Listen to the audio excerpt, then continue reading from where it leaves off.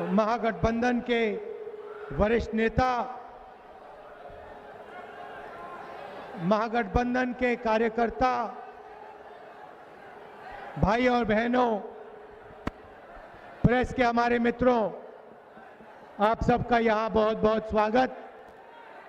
थोड़ा आज मैं लेट चल रहा हूँ, इसलिए मैं आपसे माफ़ी मांगना चाहता हूँ कि आपको यहाँ थोड़ा रुकना पड़ा।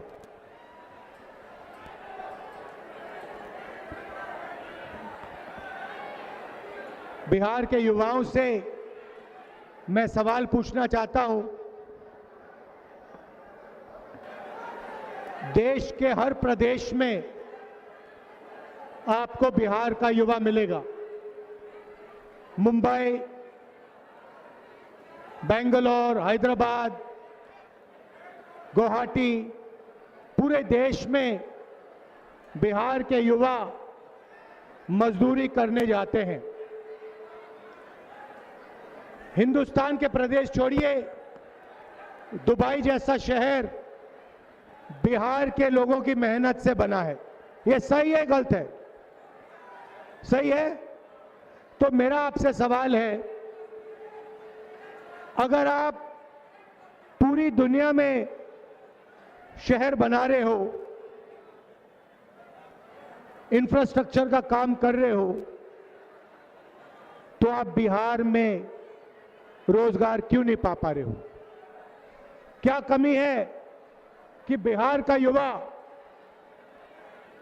बाकी प्रदेशों में जाकर मजदूरी कर रहा है, मगर अगर आपको बिहार में रोजगार चाहिए तो आपको बिहार में रोजगार नहीं मिल सकता? इसका यह कारण क्या है? इसका दूसरा सवाल, एम्स जाइए दिल्ली में,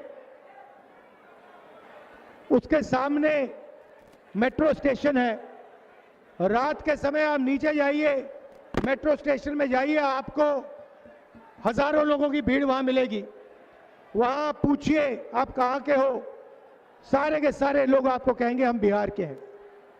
तो दूसरा सवाल, इलाज करवाने के लिए आपको दिल्ली में एम्स क्यों जाना पड़ता है?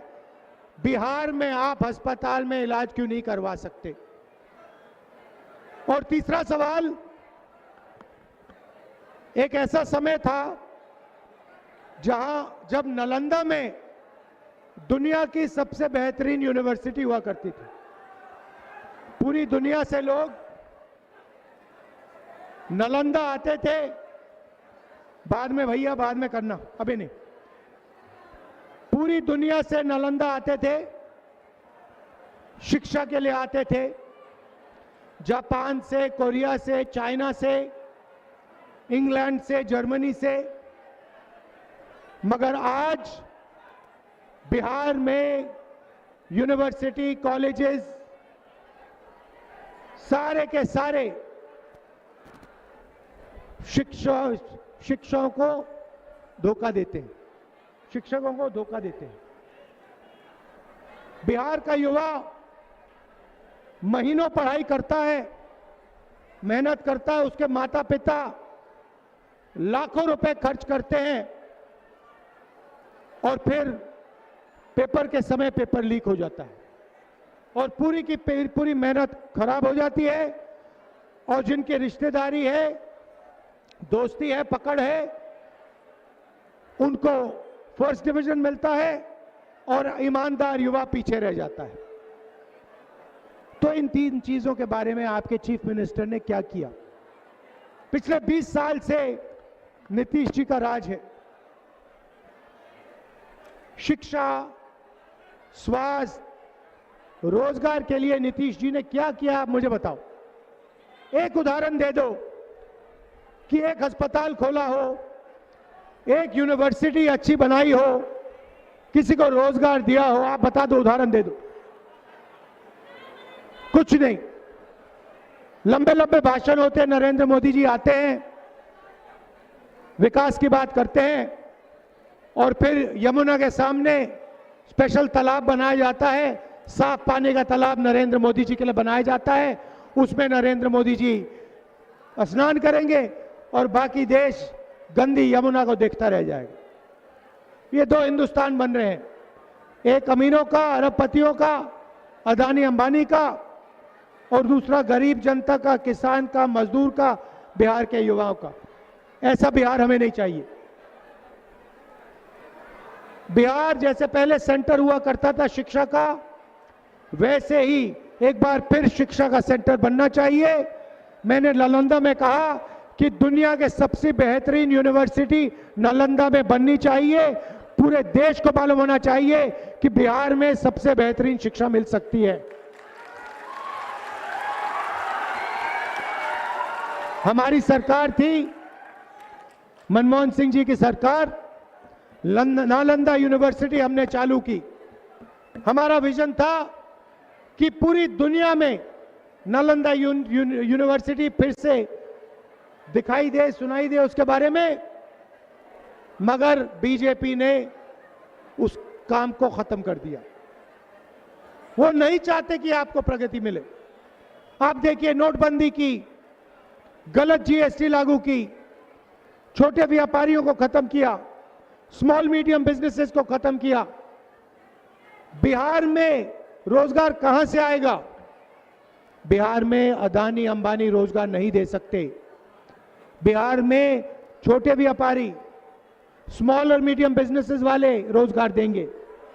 और मैं चाहता हूं कि एक ऐसा दिन आए जब टेलीफोन के पीछे मेड इन चाइना ना लिखा हो, मेड इन बिहार लिखा हो। आप ऐसा दिन चाहते हो? चाहते हो ऐसा दिन? नरेंद्र मोदी ये काम नहीं कर सकता, दम ही नहीं है उसमें, डरपोक है। आप देखिए, अमेरिका का राष्ट्रपति कहता है, 50 बार अमेरिका के राष्ट्रपति ने कहा कि नरेंद्र मोदी को मैंने फोन किया और उससे कहा ये ऑपरेशन सिंदूर जो है इसे एकदम बंद करो। और डोनाल्ड ट्रंप कहता है कि 2 दिन में नरेंद्र मोदी डर गया और उसने ऑपरेशन सिंदूर को बंद कर दिया। 50 बार बोला उसने। प्रधानमंत्री का अपमान कर रहा है वो, हर रोज प्रधानमंत्री का अपमान कर रहा है। प्रधानमंत्री को कोई फर्क नहीं पड़ रहा, क्योंकि प्रधानमंत्री डोनाल्ड ट्रंप से डरता है। मैं चैलेंज देता हूं प्रधानमंत्री को, बिहार में चुनाव चल रहा है, आप किसी भी पब्लिक मीटिंग में यह कह दो कि अमेरिका का राष्ट्रपति झूठ बोल रहा है, दम है तो आप मीटिंग में, पब्लिक मीटिंग में कहो कि अमेरिका का राष्ट्रपति झूठा है, वो झूठ बोल रहा है, मैंने उसके कहने पर ऑपरेशन सिंदूर नहीं बंद किया। मैं आपको गारंटी कह रहा हूं, प्रधानमंत्री में दम नहीं है, वो ये बात नहीं कर सकता। बिहार की किसी स्टेज में ऐसी बात नहीं कर सकता है, क्योंकि वो डरपोक है। ऐसा डरपोक आदमी बिहार को कभी विकास नहीं दे सकता, बिहार को छोड़ो हिंदुस्तान को कभी प्रगति नहीं दे सकता। और उल्टा ये लोग वोट चोरी करने में लगे हुए हैं। महाराष्ट्र का चुनाव चोरी किया, हरियाणा का चुनाव चोरी किया, और फिर ये बिहार का चुनाव चोरी करने की कोशिश कर रहे थे। इसलिए हमने यहां पे वोटर अधिकार यात्रा शुरू की, पूरे बिहार में हम गए और आपने पूरे दम से अपनी आवाज इनको सुनाई। भाई और बहनों, इनको छोड़ना नहीं है, इनको मौका नहीं देना। ये आखिरी मिनट पे मैं आपको बता रहा हूं, ये आखिरी मिनट पर आपका वोट चोरी करने की कोशिश करेंगे। और बिहार का युवा, आपको पोलिंग बूथ पे खड़ा होना है, लिस्ट देखनी है और चोरी नहीं करने देनी है। क्योंकि अगर आपने चोरी करने दी तो फिर से ये यहां पे नीतीश जी की 20 साल वाली सरकार बनेगी। इसीलिए आपको पूरा दम लगा के वोट चोरी रोकनी है। भाइयों और बहनों, इनका लक्ष्य अदानी और अंबानी को फायदे पहुंचाने का है। इनका लक्ष्य अंबेडकर जी के संविधान को खत्म करने का है।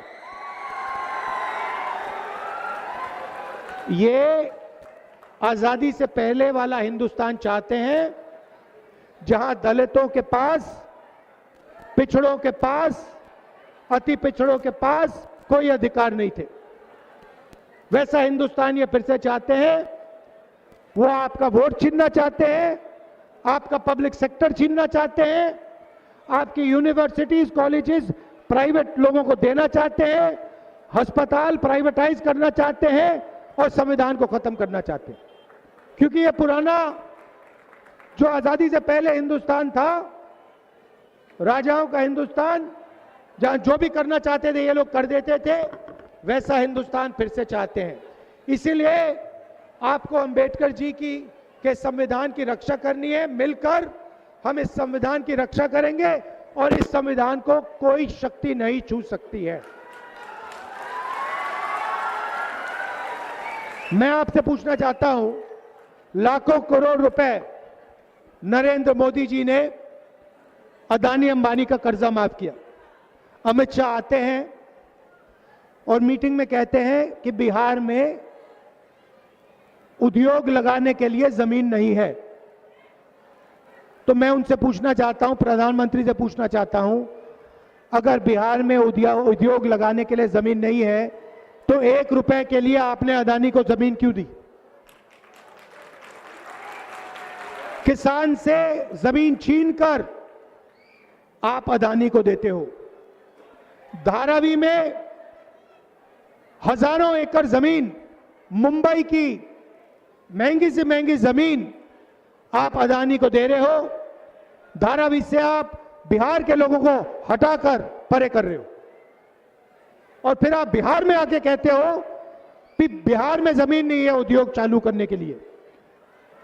बिहार में जमीन की कोई कमी नहीं है। आप उद्योग नहीं चालू करना चाहते हो क्योंकि आप चाहते हो कि अदानी और अंबानी चाइना का माल बिहार में बेचे, चाइना का माल हिंदुस्तान में बेचे, चाइना के लोगों को फायदा हो, अदानी अंबानी को फायदा हो और आपकी पार्टी को फायदा हो जो अदानी अंबानी जैसे लोगों के पैसे से चलती है। ये हो रहा है।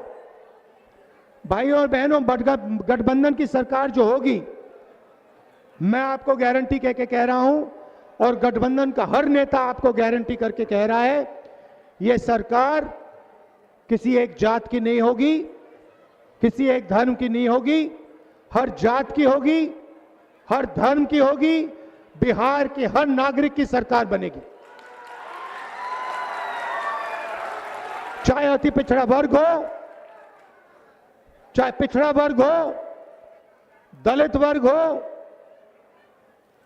महादलित हो, अल्पसंख्यक हो, गरीब जनरल कास्ट हो, जो भी है उसकी आवाज इस सरकार में सुनाई देगी और बिहार के लिए यह सरकार काम करेगी। यह हम आपको गारंटी दे रहे हैं।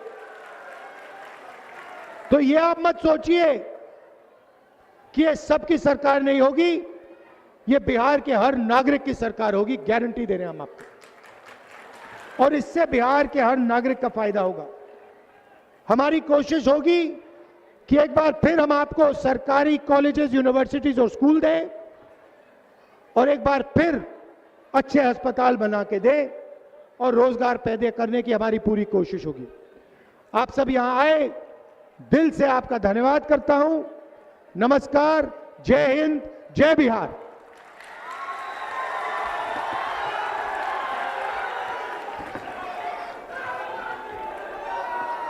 राहुल गांधी, राहुल